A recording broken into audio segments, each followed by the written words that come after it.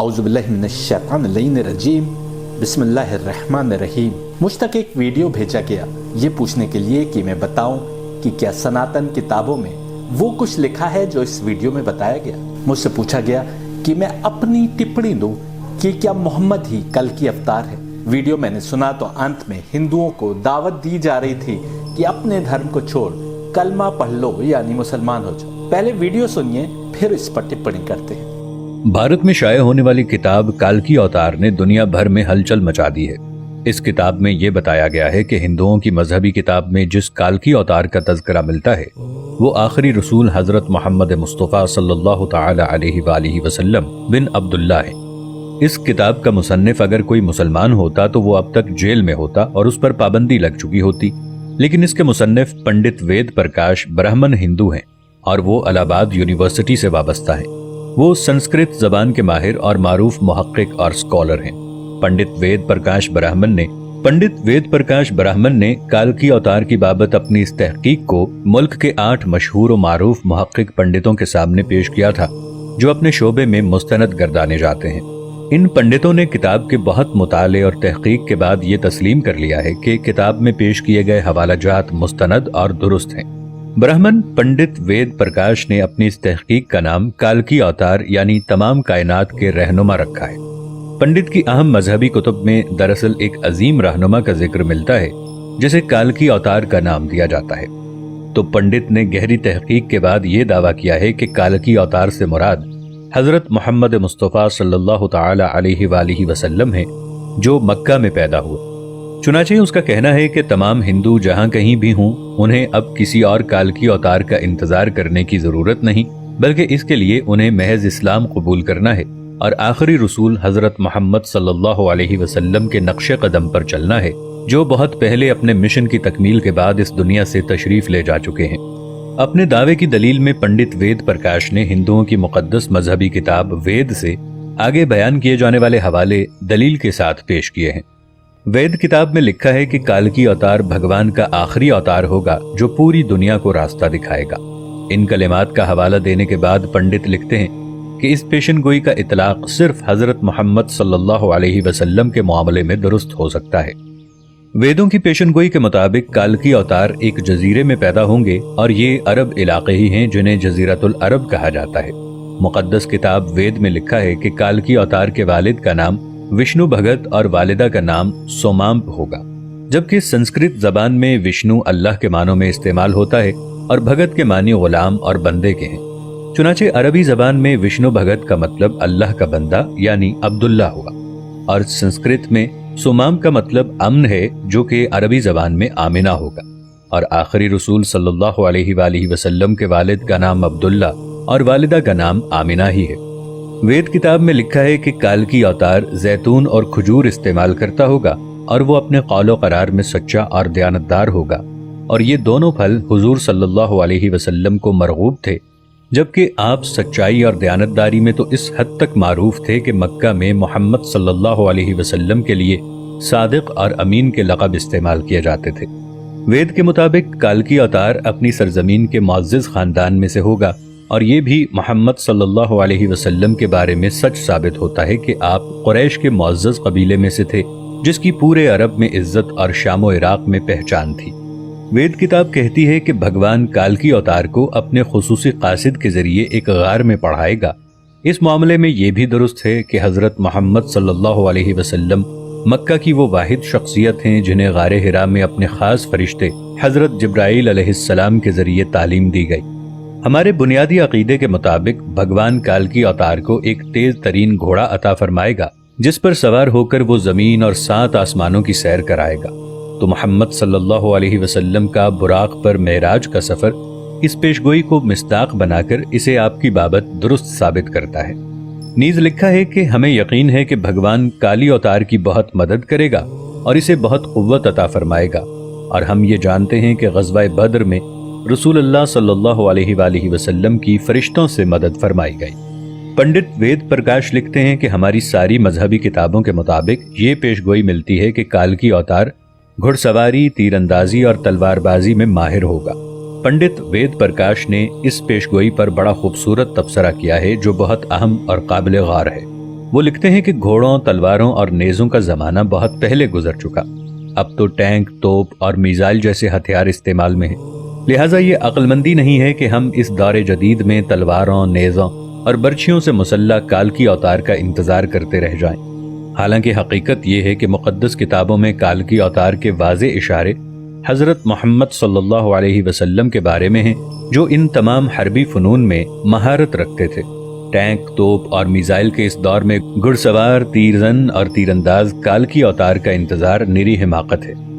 मैं अपने दोस्तों और देखने वालों से इतनी गुजारिश करता हूं कि इस वीडियो को इतना फैलाएं कि सारी दुनिया के हिंदू अपनी ही किताबों में लिखी इन पेशीन गोइयों पर तहकीक करें, ताकि कलेमा पढ़कर अल्लाह के हुजूर सच्ची तौबा करके जन्नत में जाने वाले बन जाएं। अब बताइए, क्या पिछले लेक्चर में मैंने नहीं कहा था कि मुसलमान अपना मजहब तो जी नहीं पाए, खुद कुरान को समझ नहीं पाए और लगे दूसरों को अपने मजहब की तरफ करने में। ये वीडियो मेरे पास आया, मैंने एक दिन उत्तर नहीं दिया तो मेरे पास रिमाइंडर मैसेज आ गया कि मैं बताऊं कि क्या सनातन किताबों में ये सब लिखा है जो इस वीडियो में बताया गया। यदि मैं कहता हूं कि हाँ लिखा है, तो तुरंत कुछ लोग वीडियो के अंत के मैसेज को सामने रख देंगे जो तमाम हिंदुओं को कलमा पढ़ने को कह रहा है। मेरा सवाल तुमसे एक है, यदि सनातन किताबों में कल की अवतार के रूप में पैगंबर मोहम्मद के आने की बात की गई है, जिसकी बुनियाद पर तुम हिंदुओं को कलमा पढ़ने की दावत दे रहे हो, तो फिर तुम्हारी दलील से ही एक और बात साबित होती है जिसको तुम नहीं मानते,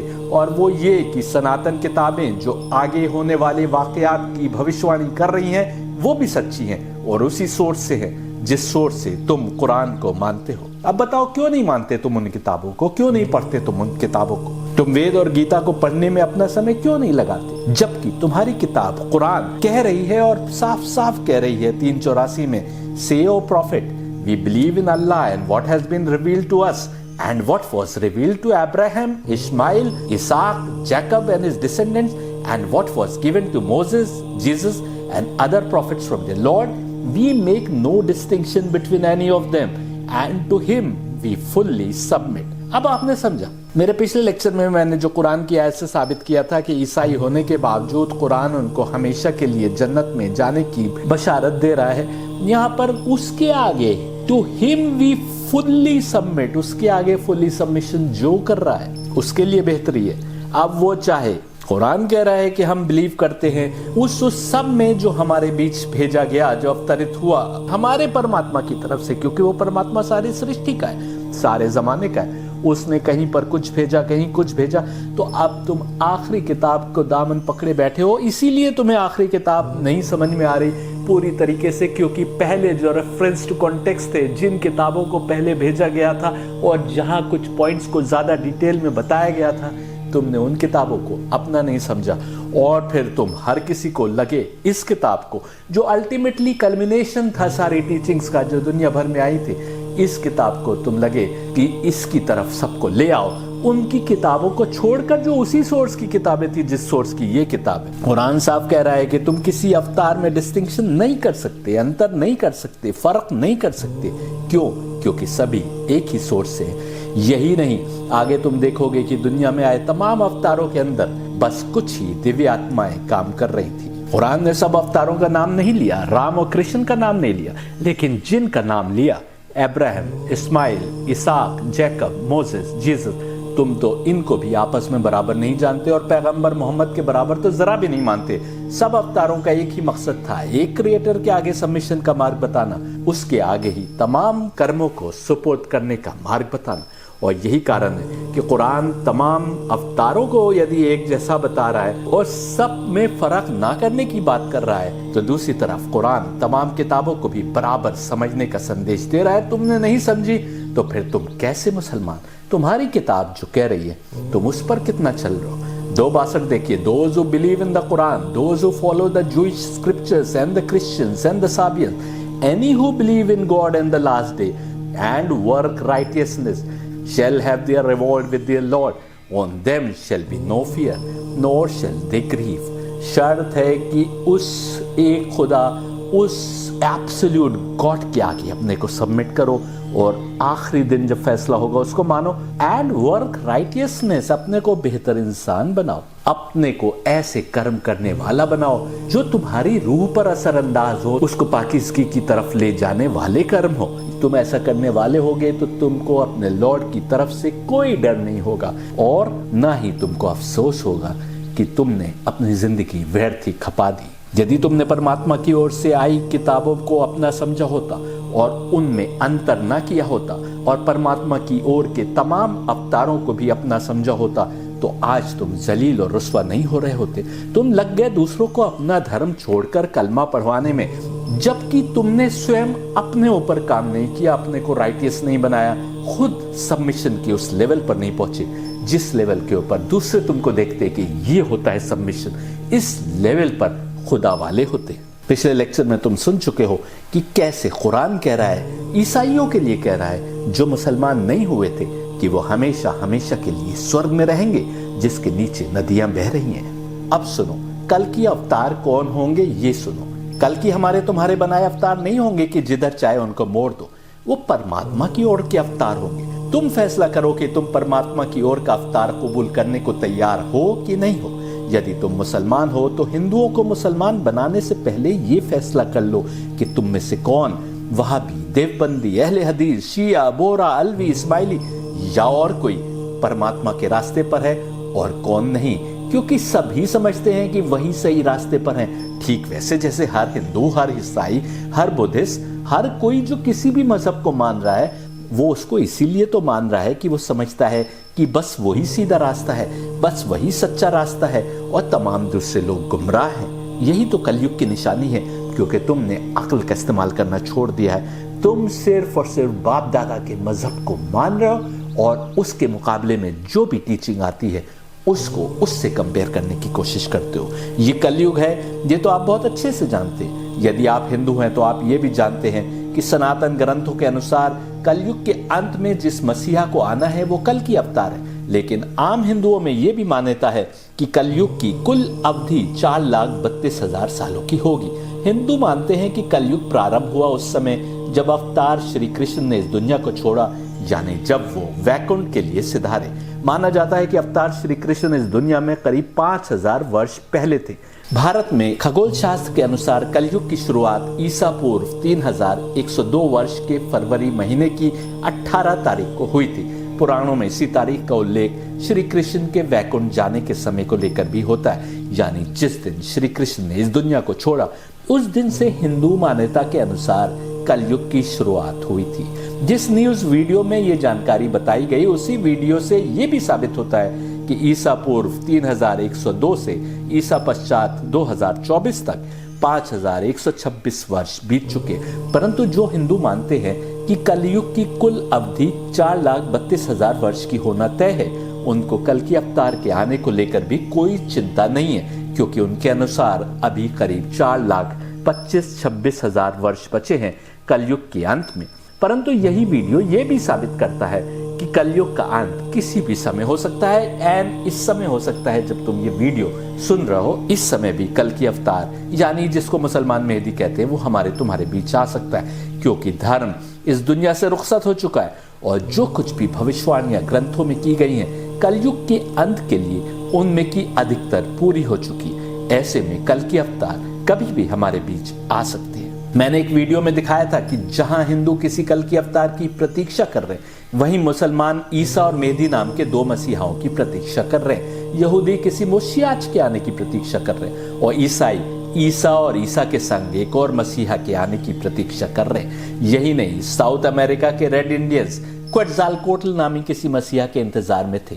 इस वीडियो में मैंने ये भी बताया है कि ऐसा नहीं है कि सब किताबों ने एक दूसरे से एक ही कॉन्सेप्ट को चुरा लिया जैसा कि कुछ लोग कहते हैं, बल्कि सब डिवाइन किताबें क्योंकि एक ही सोर्स से थी इसलिए सब में एक ही बात कही गई थी, उनकी लोकल जबान में, उस जबान में जो वो बोलते थे और समझते थे। सब ने उन किताबों को ऐसे गले से लगाया कि उसके नाम पर धर्म बना लिया और भूल गए कि खुदा की ओर से हर जमाने और हर इलाके में एक ही मार्ग बताया गया जो सीधा था और सनातन था, यानी वही एक मार्ग हर जमाने के लिए था जिस पर तुमको चलना था। तुमने दीवारें खड़ी कर ली, उन दीवारों के पीछे अपने को समेट लिया और फिर दीवार के दूसरी तरफ जो लोग थे उनसे तुमने झगड़े मोल लिए, उनसे तुमने वाद विवाद किया।